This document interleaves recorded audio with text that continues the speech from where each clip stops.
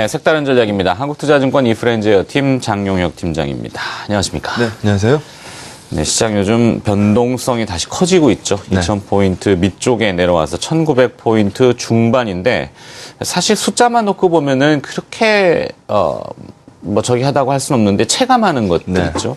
아, 참 춥습니다, 시장이. 네. 네, 시장을 어떻게 보고 계십니까? 일단 전일 앨런이 얘기할 것들이 좀 전에 들으신 것처럼 얼추 시장에 나왔죠. 기대하던 바입니다. 달러는 그 부분을 일정 부분 반영하고 있다라고 봅니다. 만약에 앨런 쪽에서 이상한 얘기가 나올 것 같다라고 분위기가 감지됐다면 달러가는 튀었겠죠. 근데 그런 모습이 발생되고 있지 않았었기 때문에 시장에서 어느 정도 기대하고 있던 바가 예정대로 나오고 있다고 봅니다.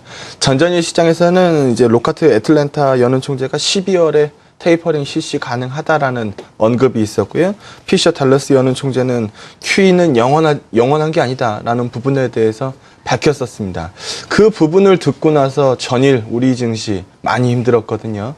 어제 앨런의 얘기가 시장에 어느 정도 공개가 됐고 오늘 저녁 때 확인할 수 있습니다. 그래서 그 부분이 달러가를 어느 정도 방향을 지을 걸로 보여집니다. 이제까지 시장의 강세 요인으로 말씀드렸었던 달러 약세, 그리고 달러 약세가 가져오는 이종통화 원화의 강세, 그리고 이것을 기반으로 한 외국인들의 수급표 강세, 이게 우리 시장 강세 이유였죠. 근데 최근 시장 보시게 되면은 그런 모습이 전혀 없었습니다. 예전에 상승 조건이 다 어그러졌었던 모습인데요. 그런 부분들에서 변동성이 불가피했다라고 보여집니다. 달러가를 계속 말씀드리고 있기 때문에 달러 얘기서부터 한번 해보죠. 달러 인덱스 한번 보시면은요. 미국의 3분기 GDP가 2.8%가 나왔습니다. 시장 가이던스가 1.9%였어요. 그걸 반영했죠. ECB가 금리 인하를 단번에 실시했습니다. 그것도 반영했죠. 그리고 지난 주말이었죠. 미국의 비농업 고용자 수가 상당히 잘 나왔죠. 그 부분도 반영했습니다. 추가적으로 앨런이 시장 친화적인 발언을 할 것이다라고 예상하고 있기 때문에 조금 이제 반등의 속도가 떨어질 걸로 보는 거죠. 만약에 시장에서 앨런이 기대에 미치지 못한다라고 하면 달러가는 더 올랐을 거고, 우리가 강했던 거는 달러가가 빠지는 상황에서 강했었기 때문에 달러가의 반등은 어느 정도 부담스럽다라는 겁니다. 추가적으로 관심이 가는 부분은 버냉키 의장이 조기 퇴임할 가능성이 상당 부분 있죠. 그렇게 되면은 1월 FOMC를 앨런이 진행할 가능성이 상당히 높습니다. 주재할 가능성이 높죠. 그리고 FOMC 임원 중에서 일부도 조기 퇴임할 가능성이 있죠. 이런 부분들이 왜 중요하냐 하면 우리가 테이퍼링 실시 시점에 대해서 상당 부분 의존하고 있기 때문입니다. 그 부분을 또 보여줄 수 있는 게 미국의 10년 국채 수익률인데요. 이 부분도 한번 보게 되면은 테이퍼링 얘기가 상당 부분 진전을 보였었던 곳에서 상당 부분 쉬는 모습이었고, 최근 모습 보게 되면은 다시 좀 올라붙는 모습이거든요. 그래서 테이퍼링 쪽으로 우리가 상당 부분 지연되는 테이퍼링을 호재로 해석했던 만큼 예상보다 당겨지는 테이퍼링은 시장에서 악재로 해석한 것으로 판단됩니다. 원달러가 달러가 변하면은 당연히 변할 수밖에 없죠. 우리가 절대 변수 달러가 변하면은 종속 변수 원화는 당연히 변할 테니까요. 그 부분을 보게 되면 원달러가 빠지는 모습, 즉 원화 강세 쪽에서의 시세가 상당 부분 나왔었는데 최근 모습 보게 되면은 원달러가 구두 개입도 있었고요. 1,050원 밑으로 세게 죽기 어렵다라는 얘기가 계속적으로 나오게 되죠. 그런 부분들에서 얻는 외국인들의 환차의 기대감이 줄어들었을 거고, 그런 부분들이 외국인들 수급표를 조금 낮게 만든 가능성이 상당히 있어 보입니다. 8월 말 이후에 시장이 강하게 돌았었던 요인을 절대 잊으면 안 될 것 같습니다. 달러 약세 흐름은 앞에서 달러 인덱스 차트 보신 것처럼 부러졌다라고 볼 수 없거든요. 추가적으로 관찰이 좀 필요하겠습니다만 앞으로 시장에서도 달러 약세는 기조적으로 좀 끌고 가야 시장에 견조할 수 있습니다. 당연히 달러 약세 그림 나오면 원달러가 급속하게 튀지는 않겠죠. 이런 부분들도 추가적으로 관찰이 필요하고요. 외국인들이 참 많이 샀습니다. 참 많이 사고 나서 최근에 좀 덜어냈죠. 강하게 돌아 나오는 모습을 봐야 될 것 같습니다. 상승의 3조건이 맞아 떨어질 때 의미 있는 반등, 그리고 어느 정도 과거 추세로의 회귀를 말씀드릴 수 있을 것 같습니다. 그 전까지는 어느 정도 변동성 불가피 영역으로 계속 언급드립니다. 네. 자, 9월과 10월 시장 강세의 요인을 양적 완화의 유지, 그래서 달러 약세, 원화 강세, 외국인 매수 이런 공식이었는데 네. 11월 들어서 좀 공식이 변화됐죠. 네.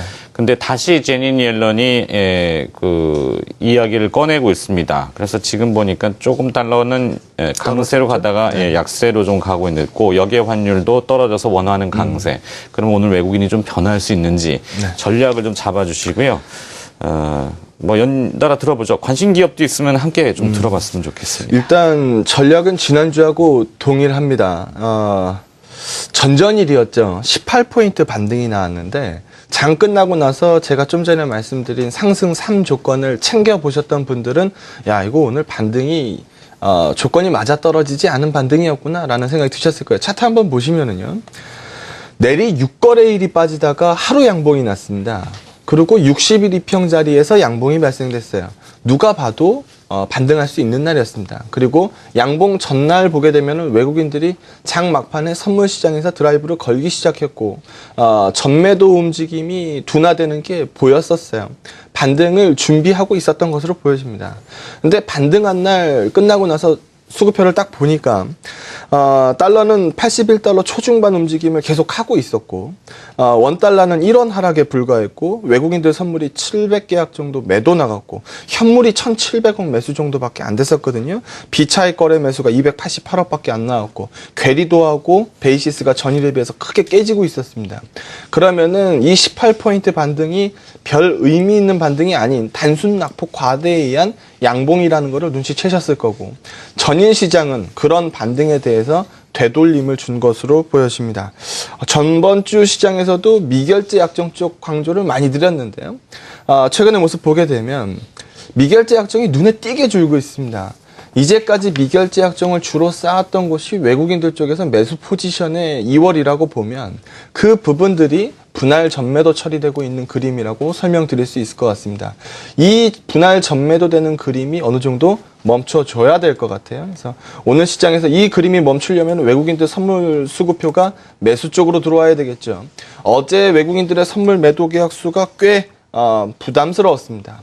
그 부분을 오늘 돌려주는지 여부 관찰해 보도록 하겠습니다. 시장 종목 얘기를 한번 해보면 시장의 바로미터서부터 한번 보죠. 우리나라에서 가장 큰 기업이고 어닝단으로 봤을 때 가장 안정적인 기업입니다. 삼성전자죠. 삼성전자가 이 구간을 밑으로 깬다라고 보면은 기술적으로 불리합니다. 소위 말해서 주도주죠. 시장 오를 때 가장 세게 올랐고 시장이 빠져도 가장 견조하게 버텼었던 종목. 현대중공업, 소위 주도주라고 부를 수 있는 종목이었습니다. 주도주라고 부르는 종목이 만약에 부러진다라고 보면은 시장 탄력은 더 급하게 줄겠죠.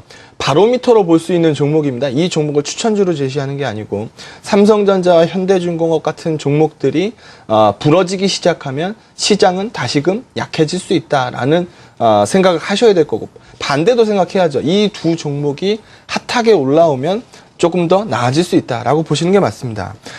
코스닥 부분이 최근에 좀 어지럽죠. 제가 다른 방송에도 또 참 이런 표현을 많이 썼는데 코스닥은 플러스 알파를 만들어낼 수는 있습니다.